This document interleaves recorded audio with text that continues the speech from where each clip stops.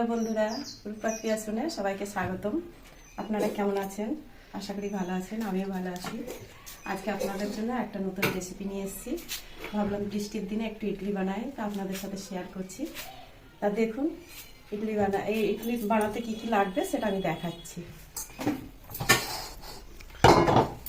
সিদ্ধ চাল লাগবে, এটা কলাইয়ের ডাল লাগবে, এটা ছিলকা ছাড়ানো ডালটা, আর ওর সাথে আমি একটু কাঁচা চাল দেবো, মানে আলো চালটা দেব। এবার আমি মাপটা বলে দিচ্ছি।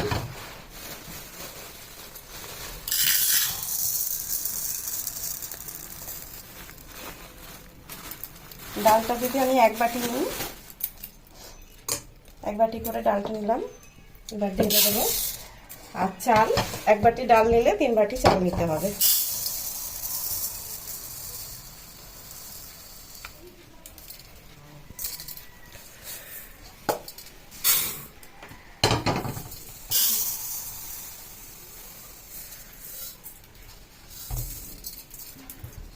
দু বাটি, আর আমি একটু ওই কাঁচা চাল 1 বাটি নেব, তাহলে ইডলিটা ভালো বানানো যাবে, নরম হবে।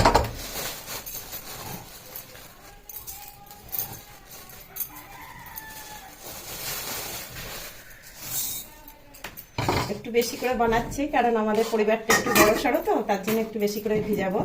আর এখন আমি এই দুটো জল দিয়ে ভালো করে ধোবো, ধুয়ে রাখবো। ওর সাথে আমি চালের ভিতর 2 চামচ মতন মেথি দিয়ে রাখবো। আমি চালটা ধুয়ে আমি চালটা ধোয়া হয়ে গেছে, আর ডালটাও ধুয়েছি। ডালটা বেশি ধোয়া যাবে না, কারণ একবারই ধুতে হবে। ওর যত আটালো ভাবটা থাকবে, তাহলে ইডলি করতে ভালো সুবিধা হবে, ফুলবে ভালো। আর এবার আমি চালের ভিতরে মেথিটা দিয়ে দেব, 2 চামচ মেথি দেব। মেথিটা দিলে ইডলির একটু স্বাদটা অন্যরকম হবে, সুন্দর হবে। এখন আমি এটা চালটা আর ডালটা 6 ঘন্টা মতন ভিজিয়ে রাখবো, তারপরে আমি পিষাই করব। বন্ধুরা, আমি এবার 6 ঘন্টা পর ফিরে এসেছি। আমার ডালটা খুব সুন্দর এই যে ভিজে গেছে, নরম হয়ে গেছে। এখন আমি পিষাই করব। চালটাও হয়ে গেছে পুরো 6 ঘন্টা পর, দেখেন পুরো ফুলে ফুলে গেছে। এবার পিষাই করতে সুবিধা হবে। এবার আমি মিক্সির জারে ডালটা দেব। দুটো আলাদা আলাদা পিষতে হবে, একসাথে পিষা যাবে না। ডালটা যেহেতু নরম, তো যার জন্য ডালটা আগে পিষবো। ডালটা যখন পিষবো, আমি এই ডালের জল দিয়ে একটু একটু জল দিয়ে আমি পিষাই করব, যাতে খুব পাতলাও না হয়, খুব ঘনও না হয়।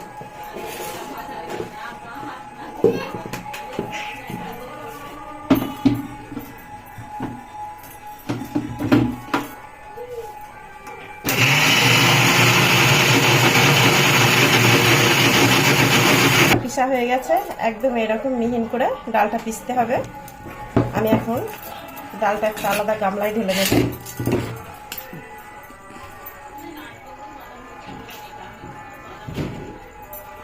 এই গামলাতে পিষাই করে চাল ডাল একসাথেই পিষাই করে রাখতে হবে। এবার আমি চালটা দেব।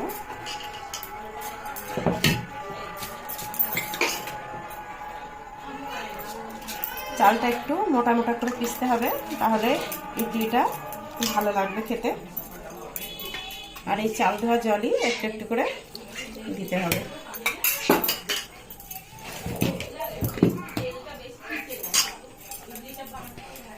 চালটা পেশা হয়ে গেছে, আমি দেখাচ্ছি একটু। চালটা এরকম দানা দানা হবে, দেখতে পাচ্ছেন তো, একদম দানা দানা। এটা দানা দানা করলে ইডলিটা সুন্দর হবে। এখন আমি এই ডালের ভিতরে এটা ঢেলে দেব। দুটো একসাথে ঢেলে রাখতে হবে।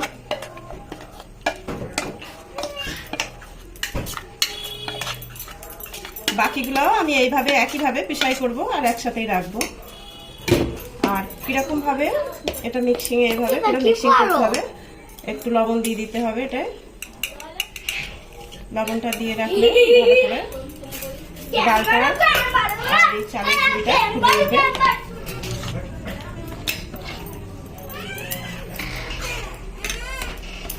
এটা মিক্সিং করার পর কিছুক্ষণ এরকম করে ফাটতে হবে, ফেটে। এত টাইট না, একটু জল দিতে হবে এর সাথে।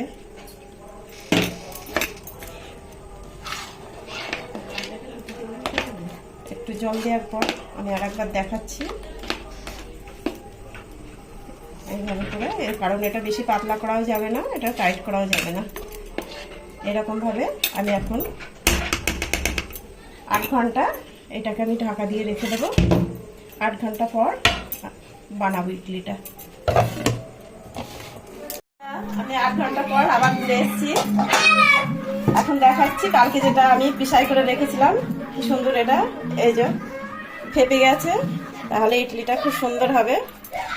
8 ঘন্টা পর ঠিক দেখবেন যে এইভাবেই যেন হয়, তাহলে ইডলিটা ফোলা ফোলা সফট হবে। এখন এটাকে আমি 5 মিনিট মতন একটু ফাটাবো। ফাটানোর পর আমি ইডলি কুকারে, এই যে আমার ইডলি কুকার, ওর খাপ এইগুলো এতে আমি সাজাবো। আমি ফাটিয়ে নিই আগে 5 মিনিট। আমার ফাটানো হয়ে গেছে, একদম হালকা হয়ে গেছে। আর যেটা তৈরি করেছি ঠিক এইভাবে, এতটা ঘন দরকার, কারণ পাতলা করলে ইডলির কুকার থেকে ওগুলো বার হয়ে যাবে যখন সিদ্ধ হবে। এরকম করে আপনারাও করবেন। এবার আমি এইটাতে ইডলি বানানোর খাপটাতে আমি তেল লাগাবো। তেল দিলে ইডলিটা সুন্দরভাবে উঠবে।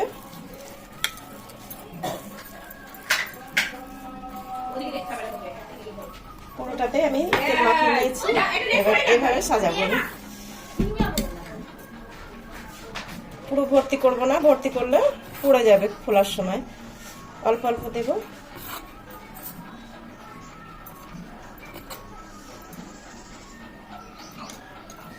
এরকম ভাবে আমি পুরো ছাদগুলোকে সাজিয়ে নেব।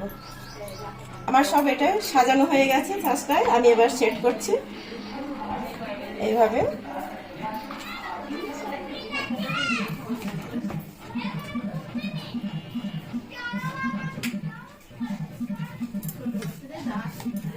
দশ মিনিট মতন লাগবে আমার কুকারে ইডলিটা বানাতে। কুকারের মধ্যে নিচে আমি জল দিয়েছি। অল্প জল দিতে হবে, বেশি জল দিলে হবে না। অল্প জল দিয়ে আমি এবার এর ভিতর এটা বসিয়ে দেব। ঢাকনাটা বন্ধ করে দেব। এবার গ্যাসে বসিয়ে আমি 10 মিনিট পর এটা বানানো হয়ে যাবে। গ্যাসে আমি কুকারটা বসিয়ে দেব। 10 মিনিটে একটা সিটি দেবে, তারপরে আমি নামাবো। ইডলি কুকারে ওটা বসিয়ে দিয়ে এসেছি গ্যাসের উপর। এবার আমি চাটনিটা বানিয়ে নেব। আমি নারকেলটা কুড়ে রেখেছি। নারকেলের সাথে আমি বাদামটাও ভেজে রেখেছি। আর ওর সাথে আমার মশলা যাবে একটু আদা আর 4টে কাঁচা লঙ্কা। আর ফোড়ন দেবো আমি কারি পাতা আর সর্ষে দিয়ে আমি ফোড়নটা দেব। আমি এখন এটা মিক্সিতে পিসাই করব। আমার চাটনির এটা পিসা হয়ে গেছে। নারকেলটা বাদামটা আমার পিসা হয়ে গেছে। এবার আমি কড়াইয়ে একটু তেল দেব।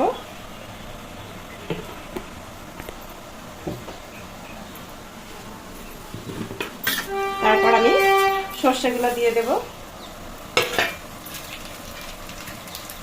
সর্ষেগুলো একটু ফোটা ফোটা হয়ে গেলে কারি পাতাটা দেব।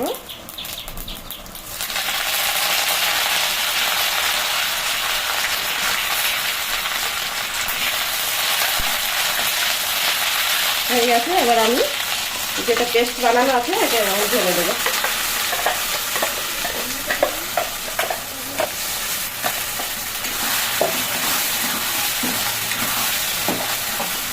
খুব ঘন হয়ে গেছে। আমি হালকা একটু জল দেবো। তখন আমার ইডলিটা হয়ে গেছে। আমি গ্যাসটা অফ করলাম। ইডলি প্রথমে একটু লবণ দিয়ে নেব।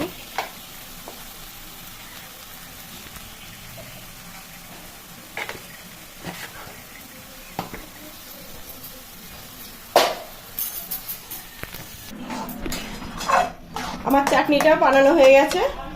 আমি এবার ডিশে একটু তুলে নেব আপনাদের দেখানোর জন্য।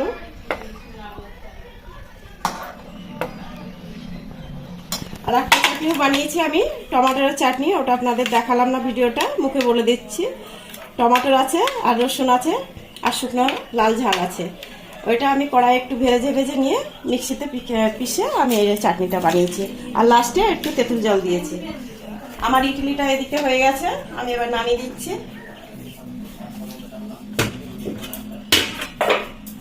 ইডলি আমার হয়ে গেছে, সুন্দর ফুলেছে। এবার আমি কুকার থেকে বার করব।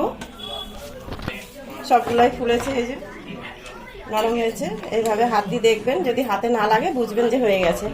এটা পুরোটা আমার হয়ে গেছে। আমি এবার একটা চামচের সাহায্যে পাশে তুলে নেব।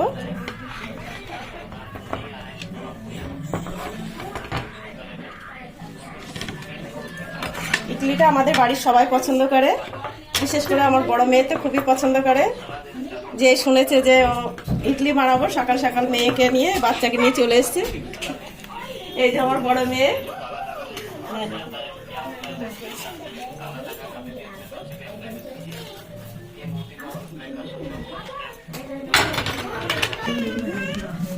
শুরু করলাম।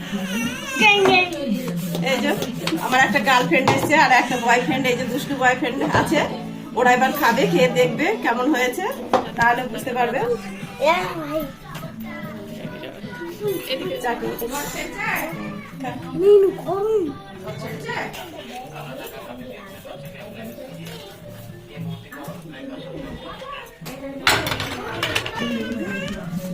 শুরু করলাম। এই যে আমার একটা গার্লফ্রেন্ড এসছে আর একটা বয়ফ্রেন্ড, এই যে দুষ্টু বয়ফ্রেন্ড আছে, ওরা এবার খাবে, খেয়ে দেখবে কেমন হয়েছে, তাহলে বুঝতে পারবে।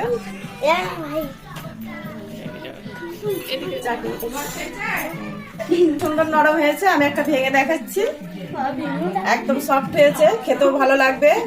আমার বয়ফ্রেন্ড গার্লফ্রেন্ডরা খেয়ে খুব লাইক দিয়েছে, আপনারা আশা করি লাইক দেবেন, শেয়ার করবেন আর সাবস্ক্রাইব করবেন, তাহলে আমি আবার কিছু আপনাদের কাছে পাঠাতে পারবো।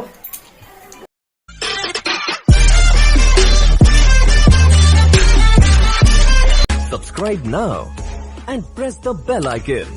Never miss an update.